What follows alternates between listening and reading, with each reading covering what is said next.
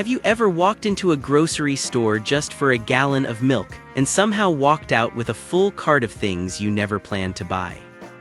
Why is the one item almost every household needs, milk, always buried all the way in the back of the store? Is it a clever marketing trap designed to make you spend more, or is there something deeper going on that most people never notice? What if I told you the real answer involves the physics of refrigeration, the psychology of human decision-making, the history of how we buy food, and even the way cold air behaves in a building? Before the modern supermarket existed, getting milk looked completely different. So when did this strange layout begin? Who decided milk belongs in the farthest corner, and why hasn't a single major chain broken the pattern? Stick with me because by the end of this video, you'll never walk through a grocery store the same way again. Welcome to Story Behind the Things, the channel where we dig into the everyday objects and systems we take for granted and uncover the surprising stories, science, and human decisions that shaped them. If you love learning the hidden why behind ordinary life, hit that subscribe button and turn on notifications. You won't want to miss what's coming.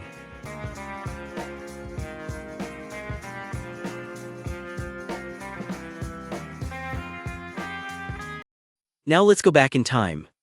Before the 20th century, most people did go shopping the way we do today. You walked into a general store or a neighborhood market, handed a list to a clerk behind a counter, and waited while they fetched everything for you. No wandering, no impulse buys, just the exact items you asked for. That entire system flipped in 1916. In Memphis, Tennessee, a man named Clarence Saunders opened a radical new kind of store called Piggly Wiggly. For the first time, customers walked the aisles themselves, picked their own products, and paid at a checkout near the exit.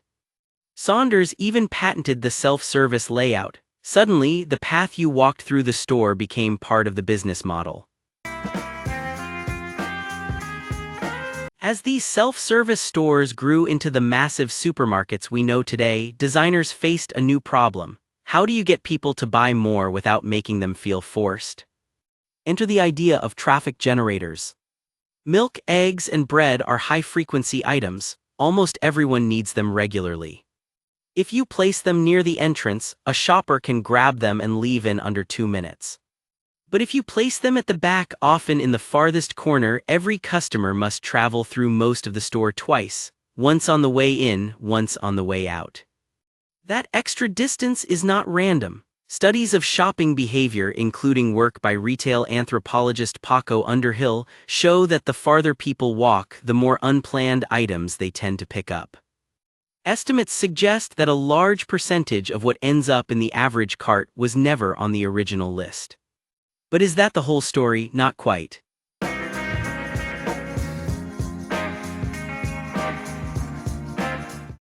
There's a powerful practical reason that works hand in hand with the psychology. Milk is highly perishable. It needs to stay between about 33 degrees F and 38 degrees F. Modern grocery stores receive dairy deliveries through loading docks at the rear of the building.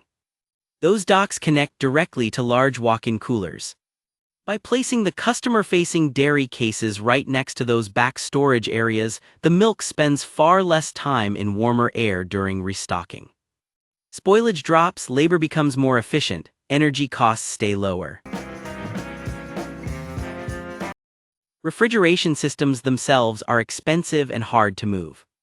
The long pipes and condensers that keep the cases cold work best when clustered along exterior walls.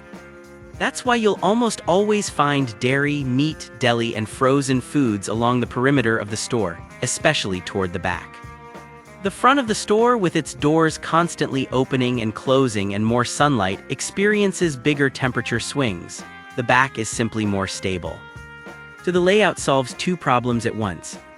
It keeps the product safer and cheaper to handle, while also guiding human feet past thousands of other products. Human psychology plays a huge role too. Once you're already walking toward the milk, your brain shifts into a more open, exploratory mode. Bright packaging, end cap displays, the smell of the bakery, the colorful produce, all of it becomes harder to ignore.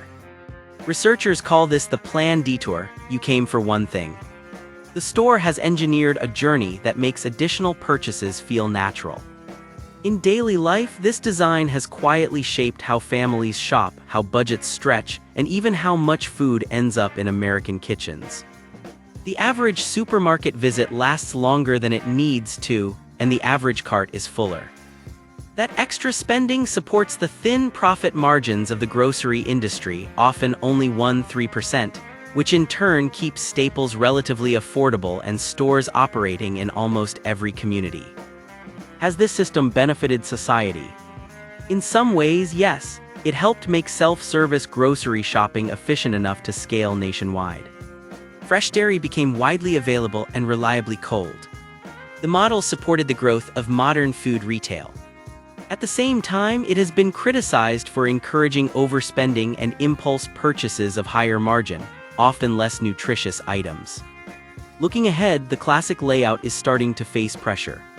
Online grocery, curbside pickup, and rapid delivery services mean fewer people need to walk the entire store. Some newer formats and smaller urban stores experiment with more convenient placements. Data analytics now let retailers track exactly how long people linger in each section. And as energy costs and sustainability concerns grow, the efficiency of refrigeration placement remains critical. Yet the fundamental tension continues. How do you balance customer convenience with the economics of a low-margin business that depends on volume? Interesting facts most people don't know.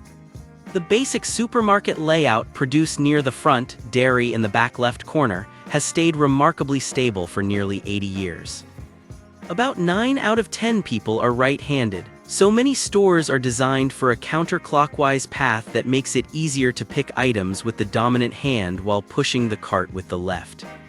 Putting essentials at the back doesn't just increase sales, it also makes restocking less disruptive to customers, because staff can work from the back rooms without blocking the main aisles.